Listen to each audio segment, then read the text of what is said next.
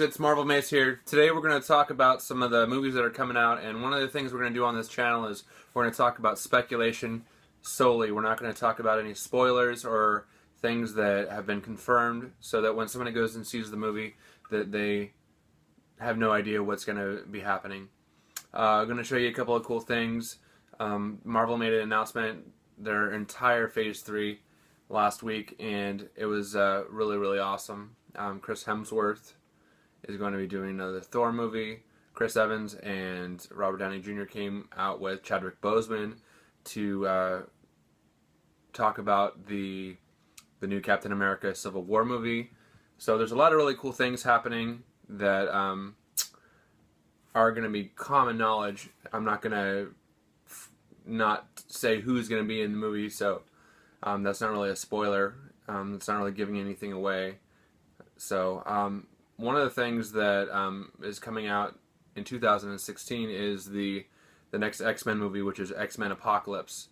Apocalypse appeared in the X Factor comic book, which was the rejoining of the original X-Men team, Angel, Beast, Iceman, Jean Grey, Cyclops. They're going to bring Gambit into the mix, and it's going to be a different actor than it was in the X-Men Origins, which I don't even consider X-Men Origins a part of the 20th Century Fox movie universe. And another thing that has really been bugging me is the way that they've been putting out the movies that are not a part of the Marvel Cinematic Universe, i.e. the Spider-Man movies and things like that. There's speculation today that they're making an Aunt May movie, which sounds horrible. I think that they saw something in the Agent Carter actress Haley Atwell in the Captain America First Avenger movie, and then now they're making a TV show, and now they're like, let's do that with Aunt May. And so I really feel like they're going to end up giving the rights back to Spider-Man, back to Disney, who owns the rest of Marvel. So you can see that happening here pretty soon. Another really cool thing that is happening is that they moved up Guardians of the Galaxy. And I wanted to show you something really, really cool because actually I got my Groot and Rocket Raccoon shirt on today here. Check out Brainless Tees on Facebook, and you can follow him on Twitter, I too believe. But a lot of people don't know, Groot is the breakout character in the Guardians of the Galaxy, and his origins are a little bit different than you might think. He started off as a villain, and basically he's been recreated, and now he's basically the muscle to Rocket Raccoon in the Guardians of the Galaxy comics. He came out in a book called Where Monsters Dwell, and basically he's attacking humans and things like that. Very different from what he looks like now.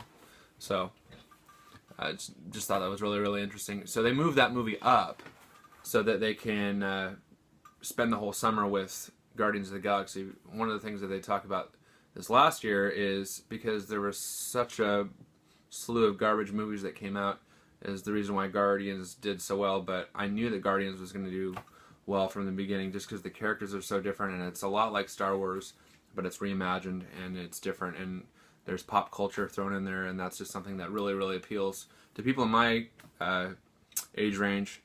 So another thing that I wanted to talk about, there's characters that Marvel now owns the rights to that they could very easily throw into a MCU movie or a one-shot or something like that, and that character is the Punisher.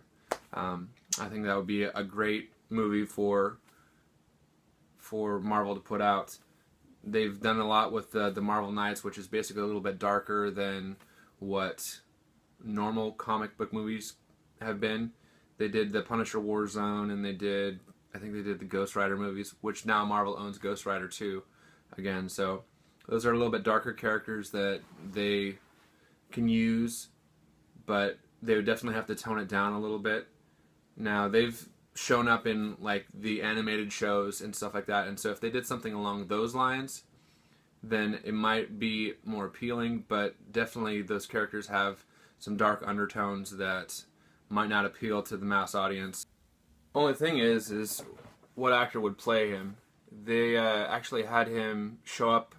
They said they had him show up in the Captain America Winter Soldier movie, but they never showed his face. They just said this is the person who it is, and he's gonna pop up maybe. So there's tons of speculation with that character. So that's something that's really, really exciting. Now, James Gunn, the director of the Guardians of the Galaxy, was also talking about Howard the Duck possibly showing up again, and I think that that's really exciting.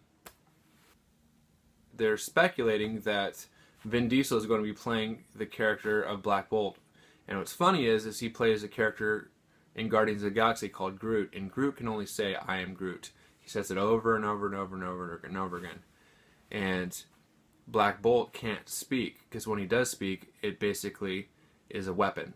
And he goes into a battle in the Infinity book that came out last year with Thanos, and he ends up taking Thanos out just by speaking or screaming or whatever. And the way that they are going to film that is going to be really spectacular and basically makes sense. A lot of the characters that showed up in the MCU already have set it up, and now the characters they're going to bring in for Phase 3 are really setting up the characters that were a part of Infinity, which they're probably going to draw from a lot. Now, the last thing I really want to talk about is a team that I have been following since I was in high school, and that's the New Warriors. And the New Warriors popped up in Thor book when Thor was fighting Juggernaut, and they're basically street level and cosmic heroes, including Nova, Speedball, Firestar, who was a character that was in Spider-Man and His Amazing Friends with Iceman and Spider-Man.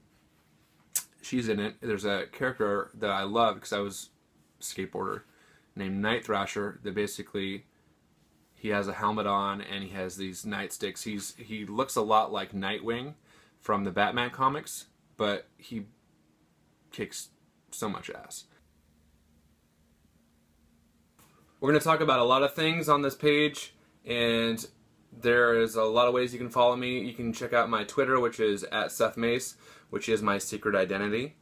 And we also have a page called Everything Marvel. You can find us and like us on Facebook. And if you want to link to my personal Facebook, it's also Marvel Mace. So that's all we have for today. So we're going to be talking about a lot of comic book related stuff, especially Marvel, coming up, and I hope to see you soon. Excelsior.